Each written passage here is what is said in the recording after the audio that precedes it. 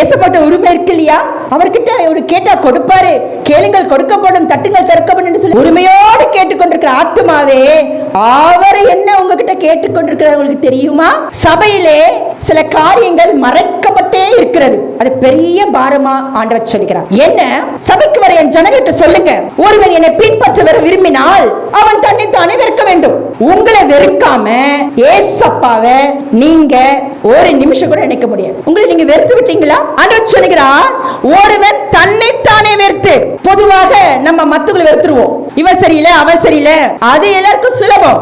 ஆனா உங்களுடைய ஜெயம் உங்ககிட்ட தான் இருக்கு. தேவனுடைய வார்த்தைகள் பிரசங்கிக்கப்படும் பொழுது எப்படி பிரசங்கிக்கப்பட வேண்டும்? வெறுக்கிற அனுபவத்தை நம்முடைய பிள்ளைகளுக்கு கற்றுக் கொடுக்க வேண்டும். ஒரு குடும்பத்திலே பெற்றோருடைய கடமை என்ன?